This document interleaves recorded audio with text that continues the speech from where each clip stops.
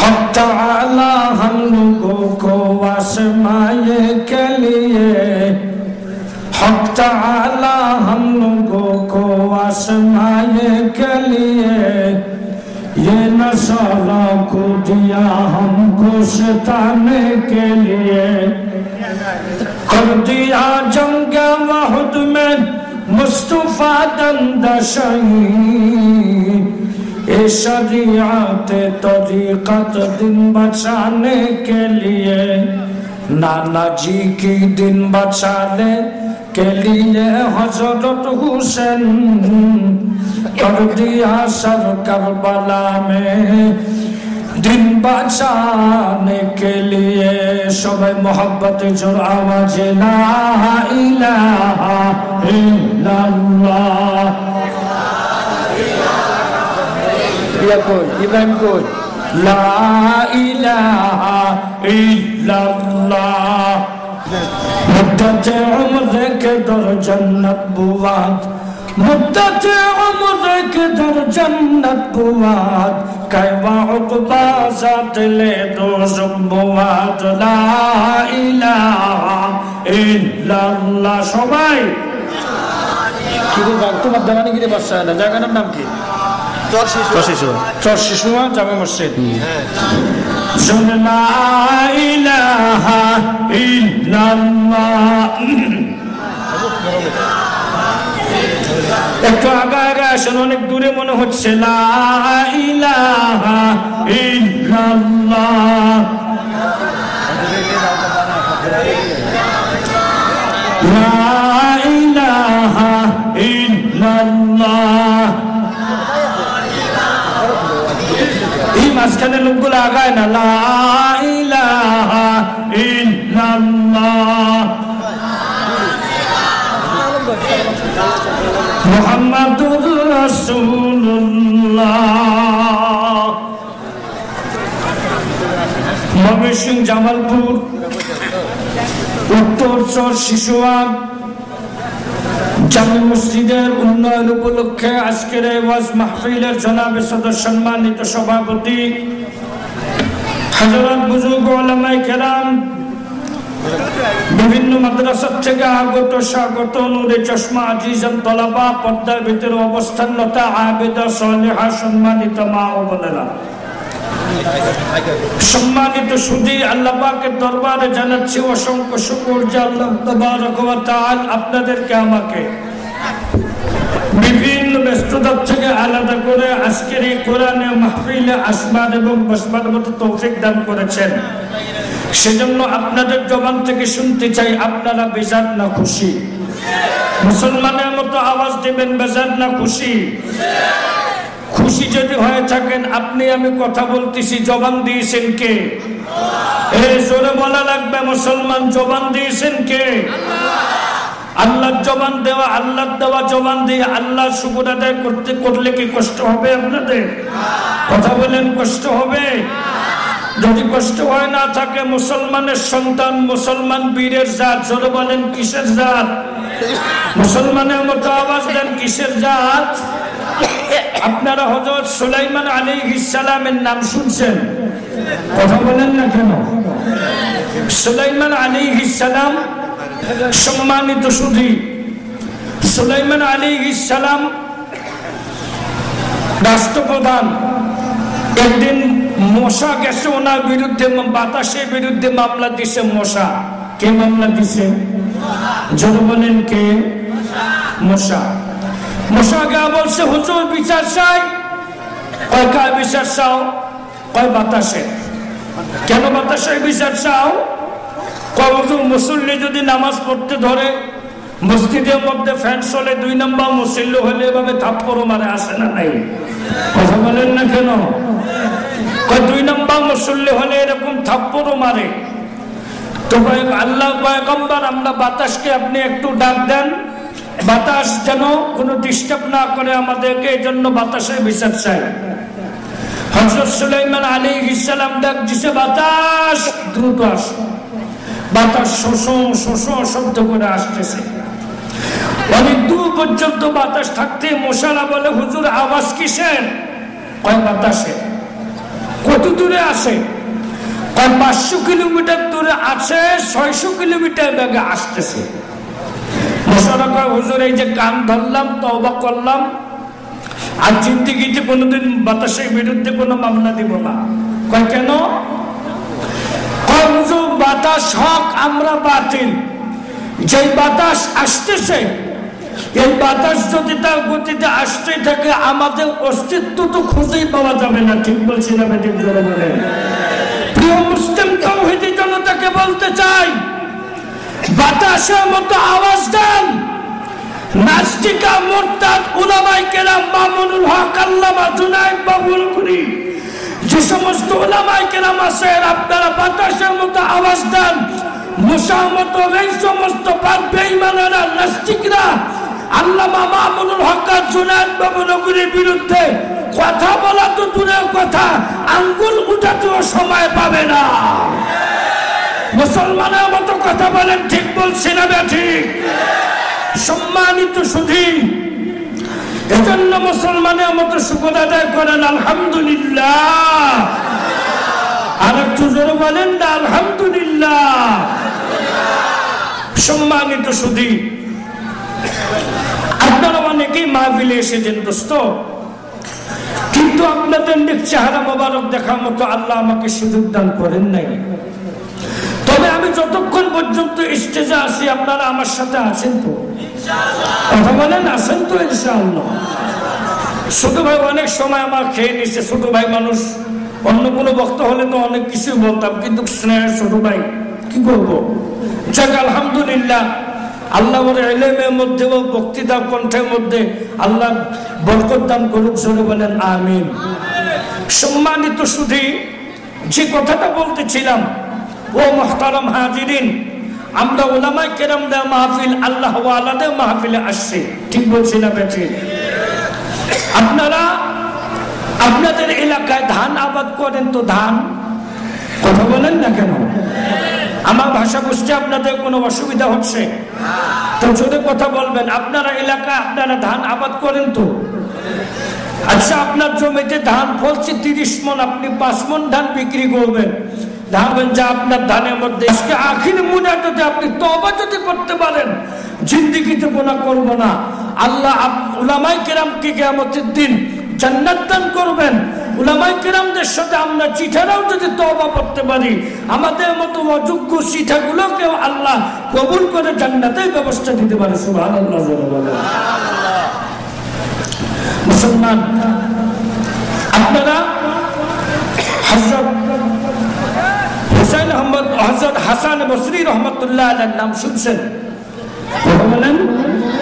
হাসান বসরি রহমাতুল্লাহ আলাইহি অনেক বড় একজন বুজুর্গ। সুবহানাল্লাহ বলেন। হাসান বসরি রহমাতুল্লাহ আলাইহি একদিন লক্ষ্য করে দেখতেছেন অনেকগুলা মানুষ ওনার বাড়ির সামনে দিয়ে, রাস্তা দিয়ে কোথায় জানি যাচ্ছে। একজন মানুষকে ডাক দিয়া বলছে, ভাই আপনারা লাইন ধরে ভাই সিরিয়ালে কই যাচ্ছেন? তখন বলে, হুজুর একজন হিন্দু ভদ্রলোক ওয়াকাতরে মানুষকে দান করত, এই জন্য উনি দান করেন। আজকে উনি মৃত্যু সজ্জায় শোয়া, আজকে এক নজর ওনাকে সবাই দেখার জন্য যাচ্ছে। সুবহানাল্লাহ বলেন না? উনি বলেন, ভাই আমি কি সেখানে যাওয়া অনুমতি রাখি? বলুন, অবশ্যই হুজুর। কেন আপনি অনুমতি রাখবেন না? আপনি তো একজন যুগশ্রেষ্ঠ বুজুর্গ। সুবহানাল্লাহ বলেন। আল্লাহ বান্দা, ইকু কমায় দাও, সাউন্ড বাড়া দাও ভাই।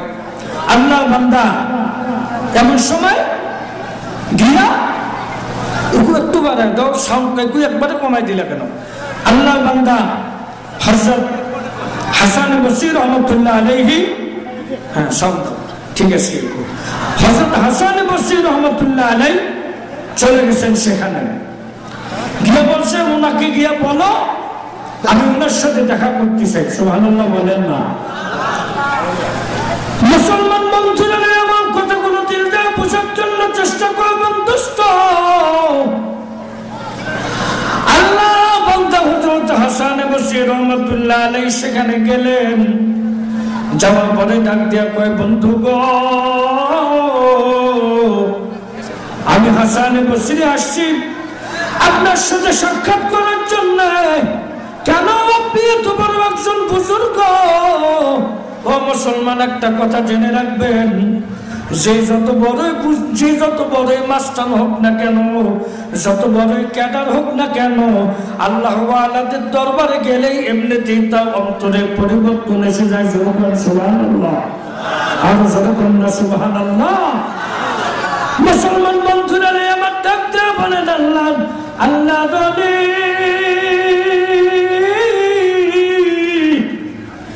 আপনি এত বড় একজন বুজুর্গ, কেন আপনি আমার কাছে আসছেন? আমি মৃত্যু সত্যে শোয়া। আল্লাহ বান্দা ডাক দিয়া বলেন, বন্ধু রে, কেন আমি এসেছি? আমি আসার একটাই কারণ, সেটা হলো, একটু কমাই দাও, আওয়াজ দিচ্ছে না। আমি আসার একটাই কারণ, সেটা হলো আমি জানতে পেরেছি আপনি একজন অনেক বড় একজন দানবী ব্যক্তি। আপনি ওয়াকাতের মানুষকে দান করতেন। আপনি দুনিয়ার থেকে বিদায় হয়ে যাচ্ছেন। আল্লাহ নবী ডাক দেয়া বলে, বন্ধু রে, আপনি বিদায় হয়ে যাচ্ছেন, সেজন্য আপনার সাথে দেখা করার জন্য আসলাম। কই কেন বা আপনি আমার সাথে দেখা করবেন? হাসান বসরি ডাক দেয়া কয়, রে বন্ধু, এই মুহূর্তে যদি আপনি ঈমান নিয়ে কবর যেতে পারেন, কিয়ামতের দিন আল্লাহ এরকম 10টা দুনিয়ার সমান এক একটা জান্নাত আল্লাহ আপনাকে দান করবে। যখন সুবহানাল্লাহ, এরকম 10টা দুনিয়ার সমান একটা জান্নাত আল্লাহ আপনাকে দান করবে যদি ঈমান নিয়ে যেতে পারেন। আল্লাহ বান্দা বলছে, হুজুর, এই মুহূর্তে আমি কেমনে ঈমান নিয়ে যাবো? এই মুহূর্তে মারা গেলেও তো আমি নামাজ তো পড়তে পারবো না। এই মুহূর্তে আমার ঈমান এনে লাভ কি হবে? আমি নামাজটাও পড়তে পারবো না, জিকির আজকার করতে পারবো না, শরীয়তের হুকুম আহকামগুলো মানতে পারবো না। হুজুর, কেমনে করে আল্লাহ আমাকে মাফ করবেন? আল্লাহ বান্দা ডাক দিয়া কয়, বাস আ হর আতে হাসতি বাস আ। আল্লাহু আকবার বলে। মুসলমান বন্ধুরা আমার হাসান বসে ডাকতে কয়, আল্লাহ গোলাম, এই মুহূর্তে যদি তুমি ঈমান নিয়ে দুনিয়ার থেকে চলে যেতে পারো, তোমার কিছুই করা লাগবে না। তোমার মতো একজন বুজুর্গকে আল্লাহ বিনা হিসাব জান্নাত দান করবে। সুবহানাল্লাহ জোরে বলেন, আর জোরে বলেন না সুবহানাল্লাহ। মুসলমান বন্ধুরা রে,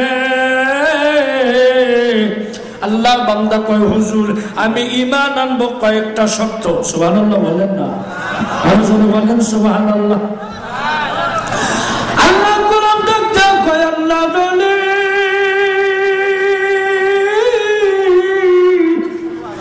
আমি ঈমান আনবো কয়েকটা শর্ত।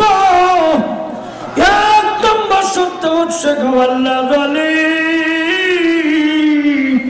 আপনার মতো একজন বুজুর্গ মাথা বুজুর্গ উরুতে আমি আপনার উরুটাকে আমার বালিশ বানায় ঈমান আনতে চাই। সুবহানাল্লাহ বলেন না, সুবহানাল্লাহ।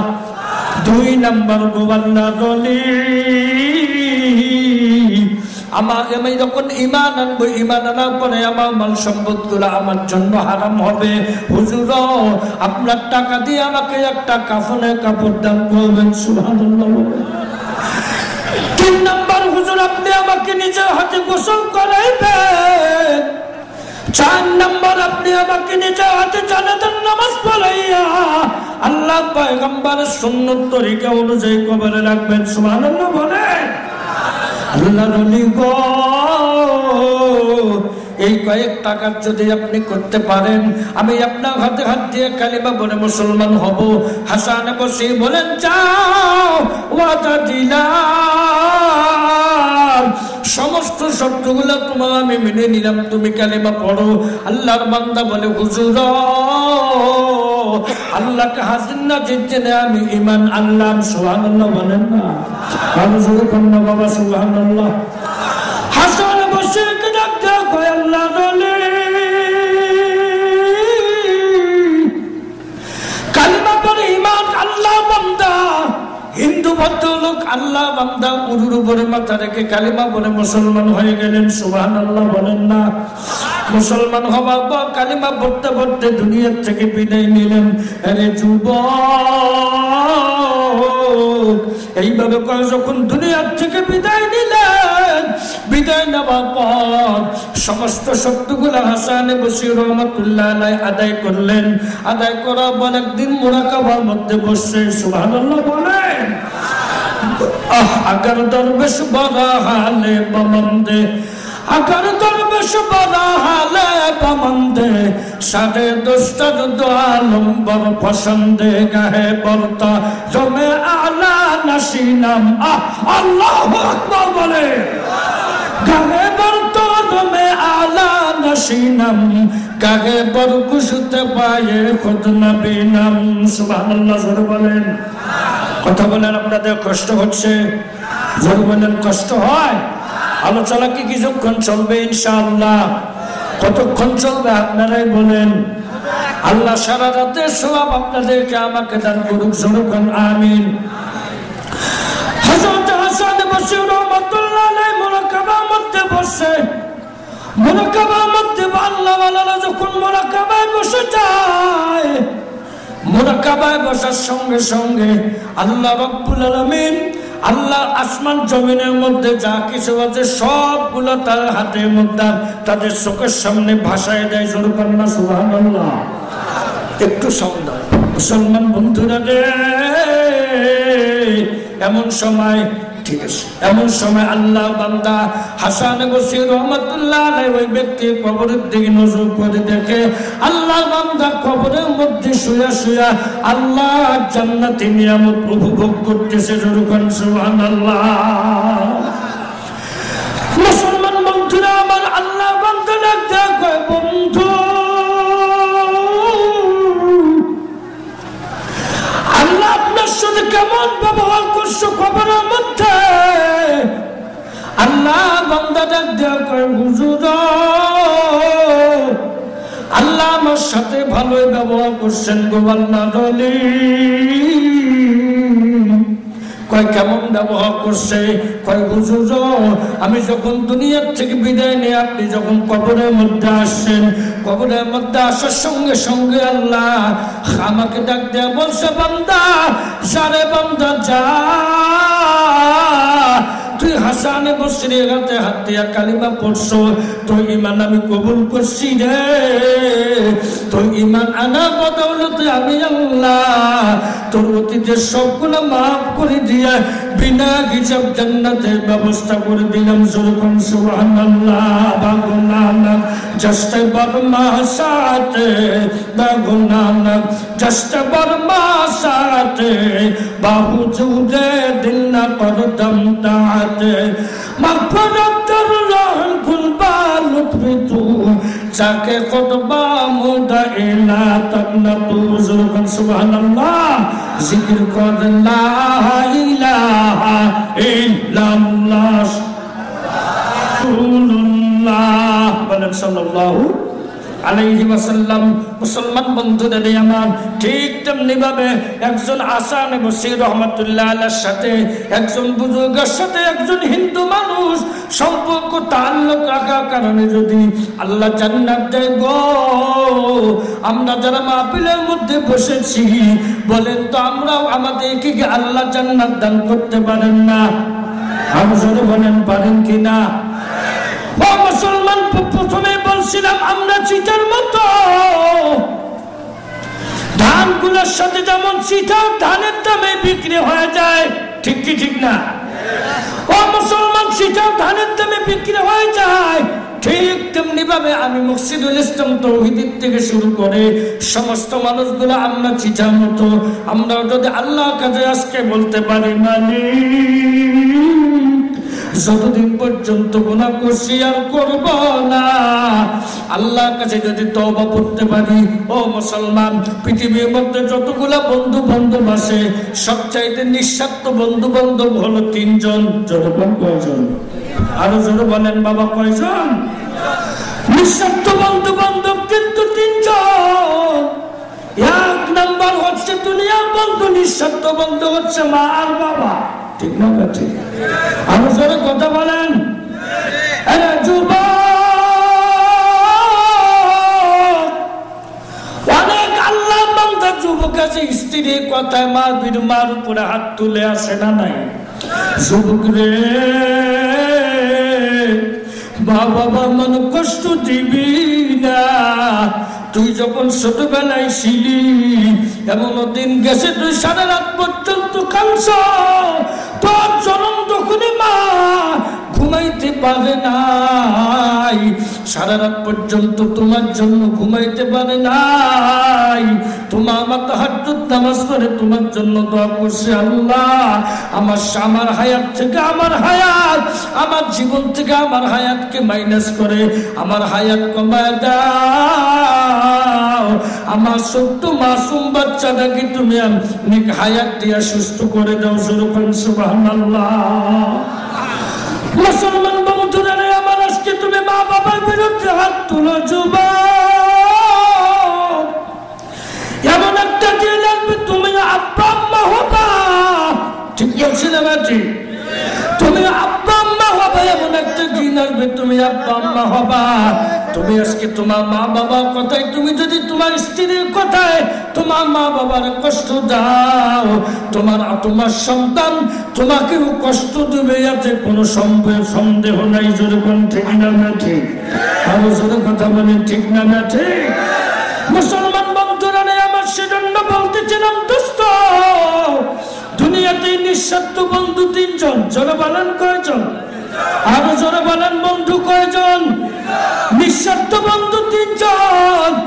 এক নাম্বার হচ্ছে মা বাবা, আখিরাতের দিক দিয়ে এক নাম্বার হচ্ছেন আল্লাহ। সুবহানাল্লাহ বলেন না? আরো জোরে বলেন না সুবহানাল্লাহ? এক নাম্বার হচ্ছে মা আল্লাহ। ও মুসলমান, আল্লাহ বলেন, বান্দা তুই 50-60 বছর 100 বছর জিন্দেগি গোনা করেছো, আমি আল্লাহর দরবারে আজকে শিশু মাহফিলে, মসজিদে জামালপুরে মাহফিলে বসে, উত্তরা শহর শিশু মাহফিলে বসে চোখের পানি ছেড়ে দাও একটা কান্দা। তোমার চোখের পানি নাকের ডগায় আসার আগে আগে আমি আল্লাহ তোর জীবনের সব গুনাহগুলো মাফ করে দিব। জোরকান সুবহানাল্লাহ। মুসলমান বন্ধুরা, আমার সেজন্য বলবো, দোস্ত, এই জন্য তোমার মাওলানা আইনুদ্দিন আল আজাদ রহমাতুল্লাহ আলাইহি কান্তেন, তুমি যদি মাফ না করো বান্দারে, তোমার বান্দা জাহান্নামে জ্বলিবে। আল্লাহু আকবার বলে। বান্দাই যখন জাহান্নামে আল্লাহ জ্বলিবে,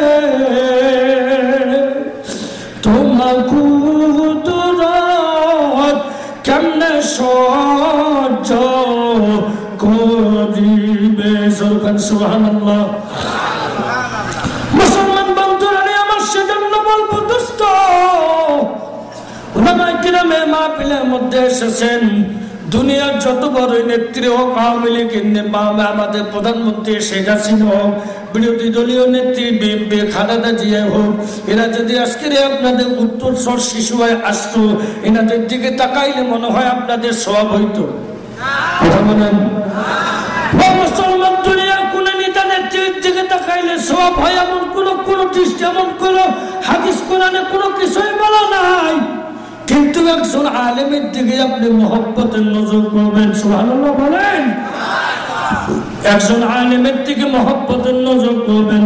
মুসলমান গো, যতক্ষণ পর্যন্ত আপনি একজন আলেমের দিকে মহব্বতের নজর তাকাইবেন, ততক্ষণ পর্যন্ত আপনার জীবনের সব সগীরা গুনাহ আল্লাহ মাফ করবে। এক নম্বর, আপনার জীবনের সমস্ত সগীরা গুনাহ আল্লাহ মাফ করবে।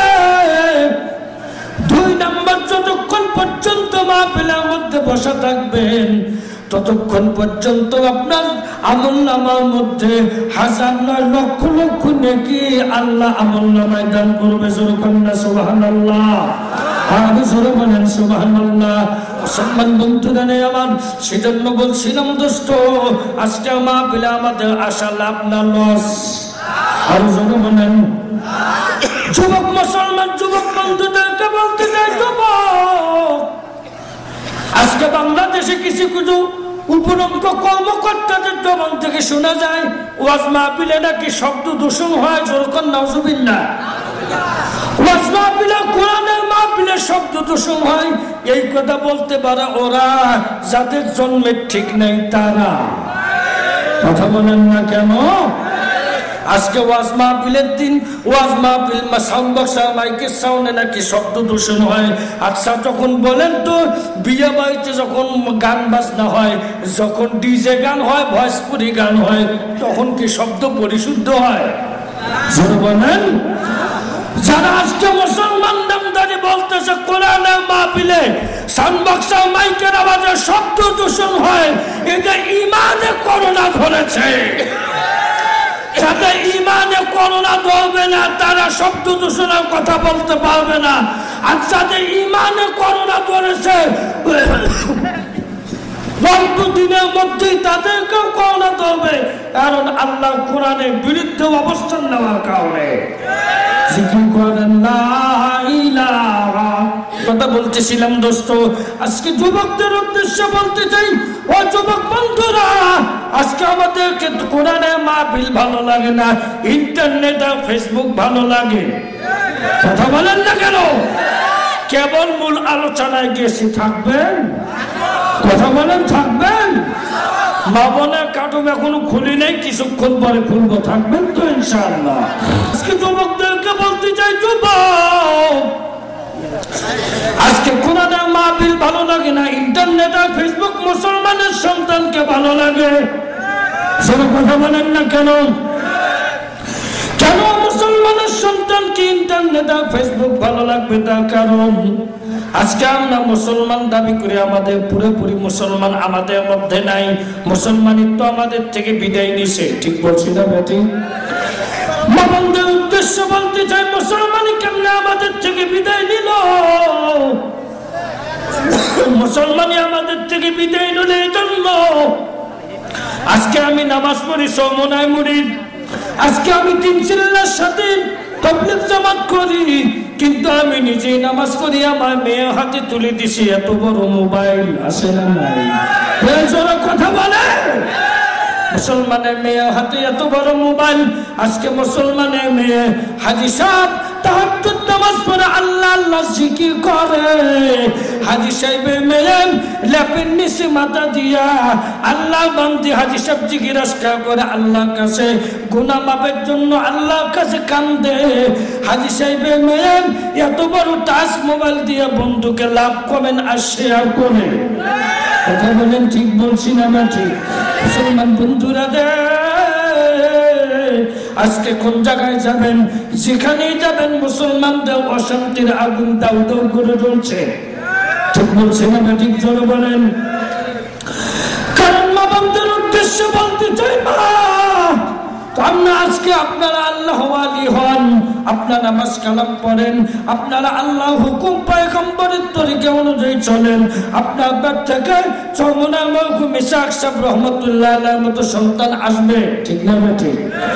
আপনি নামাজ কালাম পড়েন, আপনার বাপ থেকে হুসাইন আহমদ মাদানী আসবে, কিন্তু বাবাদের উদ্দেশ্যে বলতে চাই, মা আপনি টাচ মোবাইল হাতের মধ্যে নিয়েছেন, আপনার পেট থেকে আল্লাহর ওলি তো আসবেই না, আপনার পেট থেকে ঈশ্বর শিকদারের মতো অসভ্য সন্তান বাংলাদেশে আসবে। জিকির করেন লা ইলাহা ইল্লাল্লাহ, জোরে সুবহানাল্লাহ আলহামদুলিল্লাহ, লা ইলাহা ইল্লাল্লাহ মুহাম্মাদুর রাসূলুল্লাহ, বলেন সাল্লাল্লাহু আলাইহি ওয়াসাল্লাম। মুসলমান বন্ধুরা নিয়ে আমার, এজন্য আমি আপনাদেরকে বলতে চাই, দোস্ত মা বাবাদের থেকে শুরু করেন সমস্ত যুবকদেরকে বলতে চাই, যুবক আজকে কেন তুমি গান বাজনার পিছনে ছুটছো? বন্ধুরা তুমি আল্লাহ হুকুম পয়গম্বরের তরিকা অনুযায়ী চলো, কিয়ামতের ময়দানে আল্লাহ তোমাকে জান্নাতের মধ্যে গান বাজনার ব্যবস্থা করবে। সুবহানাল্লাহ বলে আর জোরে বলেন না সুবহানাল্লাহ। জিকির করেন লা ইলাহা, সে যে বিষয় সে যে ওয়াকিয়াকে টার্গেট করে আল্লাহ কোরআন শরীফের আয়াত নাজিল করেছেন। ও মুসলমান, আপনারাই বলেন তো, আমরা যারা মাহফিলের মধ্যে এসেছি আমরা সবাই জান্নাতে যেতে চাই কি চাই না? আর জোরে বলেন চাই কি চাই না? সকল মুসলমান আজকে আমরা জান্নাতে যেতে চাই, কিন্তু দুঃখের সাথে বলতে হয় মুসলমান জান্নাতে যেতে চাই কিন্তু জান্নাতে হুকুম আহকাম গুলো মানতে পারি না। ঠিক না ঠিক? জোরে বলেন। তো মুসলমান কোন ব্যক্তি যদি আল্লাহ হুকুম আহকাম না মানে, কোন ব্যক্তি যদি জান্নাতের মধ্যে যেতে চায়, এই ব্যক্তি কি কোনোদিন নামাজ ছাড়তে পারে? জোরে বলেন ছাড়তে পারে? যে ব্যক্তি জান্নাতে যেতে চায় এই ব্যক্তি যেমন নামাজ ছাড়তে পারে না, ঠিক তেমনি ভাবে নামাজ পড়তে জান্নাতে যেতে চাইলে আল্লাহ হুকুম 5 ওয়াক্ত নামাজ আমাদের পড়ার দরকার আছে না নাই? আরো জোরে বলেন আছে না নাই? নামাজ পড়তে 5 ওয়াক্ত নামাজ পড়ে রাখবে যুবক বন্ধুদেরকে বলবো, যুবক আজকে তুমি ইন্টারনেটের পিছনে আর ফেসবুকের পিছনে না গিয়া তুমি 5 ওয়াক্ত নামাজ পড়ো, আল্লাহ পয়গম্বরের সুন্নাত তরিকা অনুযায়ী জীবন যাপন করো। ও মুসলমান, মা বোনদের উদ্দেশ্যে বলতে চাই, হাদিসের কিতাবের মধ্যে পাই নাই, বুজুর্গদের জবান থেকে শুনেছি, কোন একদিন আল্লাহ পয়গম্বর হযরত জিবরাইলকে প্রশ্ন করেছিলেন, জিবরাইল আমি ইন্তেকালের পর আপনি কি আরো দুনিয়াতে আসবেন? হযরত জিবরাইল বলেন, পয়গম্বর আপনার ইন্তেকালের পর 10 বার দুনিয়াতে আসবো। 10 বার। জোরে বলেন কয়বার? আরো জোরে বলেন কয়বার? আপনার ইন্তেকালের পর 10 বার দুনিয়াতে আসবো পয়গম্বর। 1 নম্বরে বলতে চাই না, লম্বা হয়ে যায়। 4 নম্বর 3-4 কথা বলতে চাই। 3 নম্বর এবং 4 নম্বরটা বলেই আমি আপনাদের থেকে বিদায় নিব। ও মুসলমান, আল্লাহ বান্দা বলেন, সুবন্দর সে নাই যে খলকে খুদা সাহাদাম হায়াদা পুরম আজনসা। সুবহানাল্লাহ বলেন। আরো জোরে বলেন সুবহানাল্লাহ। আল্লাহ বান্দা জিবরাইল কয়, পয়গম্বর গো 1 নম্বর দুনিয়াতে আসবো, 1 নম্বর দুনিয়াতে আসবো, তার মধ্যে 10 বার দুনিয়াতে আসবো, তার 4 নম্বর হলো সাহাদাম হায়াদা পুরম আজনসা। ও পয়গম্বর 4 নম্বরের বেলায় আসবো, মহিলাদের থেকে হায়া লজ্জা তুলে নিয়ে যাবো। নাউজুবিল্লাহ। আরো জোরে বলেন না নাউজুবিল্লাহ। ও মুসলমান, আমাদের বাংলাদেশে মুসলমানের মেয়েদের লজ্জা বলতে তেমন কিছুই নাই। কথা কয় না? মুসলমানের মেয়েদের লজ্জা শরম চলে গেল। তার কারণ এই জন্য আজকে মুসলমানের বাড়িতে কোরআন শরীফের আওয়াজ নাই, টিভির আওয়াজে ভর্তি। কথা বলেন। মুসলমানের বাড়িতে কোরআন শরীফের আওয়াজ নাই, টিভি আর টেলিভিশনের আওয়াজই চলছে। এজন্য মা বোনদেরকে বলবো, মা আপনি বেশি বেশি করে আল্লাহ কালাম তেলাওয়াত করেন।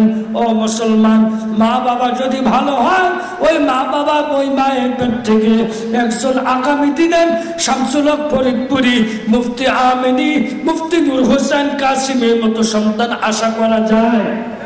কথা বলেন ঠিক না ঠিক? আর মা বাবা যদি ভালো না হয়, মা বাবা যদি ডিজে মা কা সন্তান হয়, মা বাবা যদি ডিজে মা কা হয়, সন্তান হবে সাবিনী ইয়াসমিন মা কা। কথা বল না কেন?